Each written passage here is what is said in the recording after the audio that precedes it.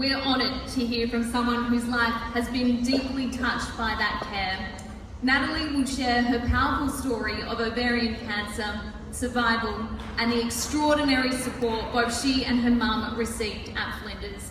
Now I ask you to please give your time to Natalie. Her story deserves a lot of respect. Please join me in warmly welcoming our special guest tonight, Natalie.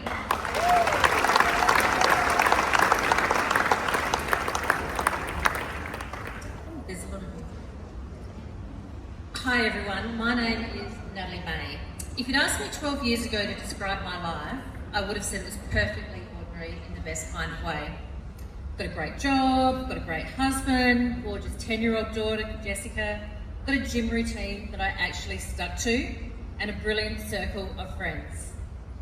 Life was full, it was happy, it was normal, loved every second of it, and then one Sunday in 2013, everything changed.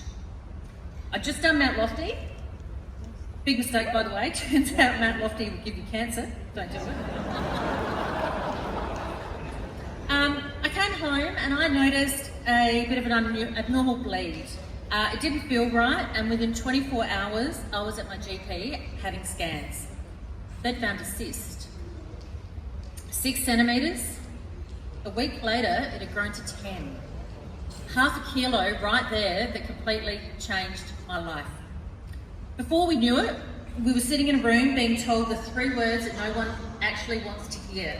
You have cancer. I was waiting for the doctor to smile and say, just kidding, nah, just jokes, but nah, he didn't do that at all. I actually had ovarian cancer. We had ovarian cancer. I didn't just get cancer, my whole family got cancer. We all got it.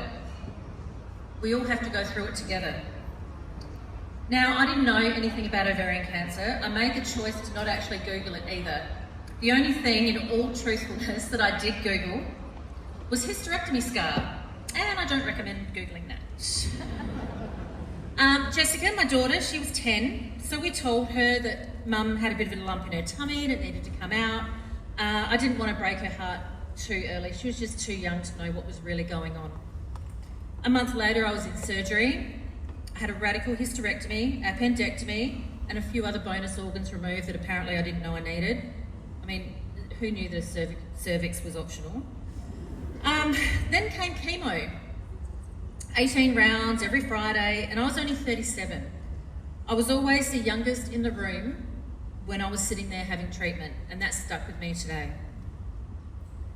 I was exhausted, I was dizzy, nauseous, I gained 16 kilos in fluid. I also underestimated the impact losing my hair would have on me. I was told I should wear my baldness with pride, and I didn't want to be that cancer patient. When I went out to buy a loaf of bread and do the Christmas shopping, I didn't want people to look at me with the sad eyes. I didn't want to be a walking advert for cancer.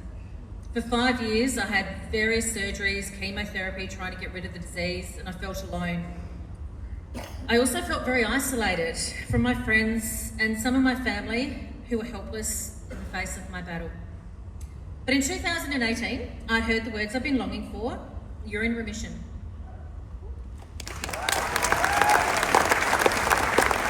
I thought I'd said goodbye to the C word forever, but apparently not. Life has other plans.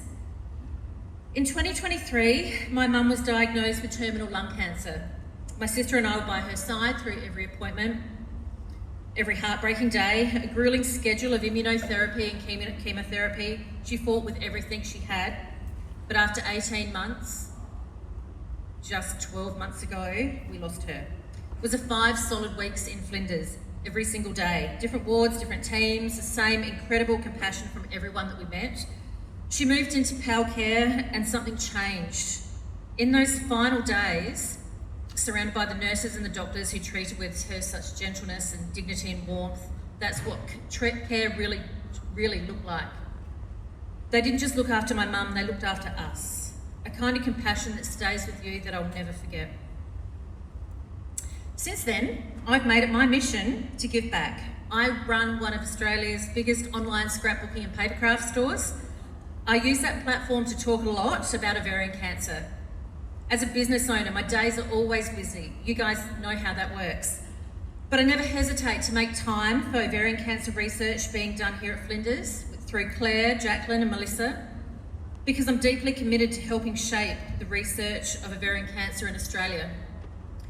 Through customer donations and a whole lot of oversharing about my symptoms and talking about my vagina, we have raised over $30,000 for Flinders Foundation and ovarian cancer charities. And I'm just one small little business, just myself and 2 awesome staff members. I'm genuinely proud of what I've learned, who I've become since my experience with ovarian cancer, even if I still cringe at calling it a journey. Since 2013, my entire life outlook has changed. I don't waste time on things, wrong page, that don't matter anymore. I don't waste time on the crap. It is what it is. Nothing is more important than your health and your happiness. I've learned to let go of the small stuff, to laugh more, to love more fiercely and deeply than ever before, and to say that these days I see life through a different lens and I enjoy every little connection that I make. So please, know your body, trust your instincts. If something feels off, get it checked. If I hadn't known what was normal for me, I wouldn't be up here today. I wouldn't be able to watch my daughter grow up. But it's so much more than me being able to watch her grow up.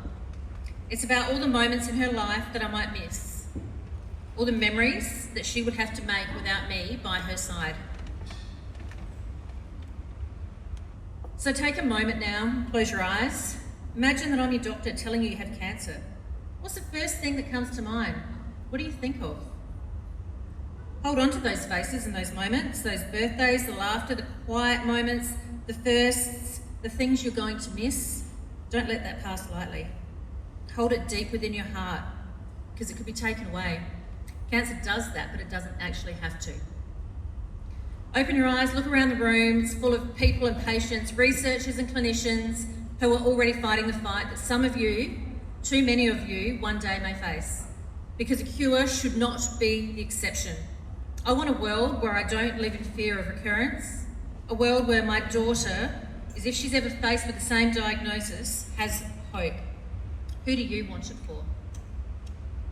Thank you.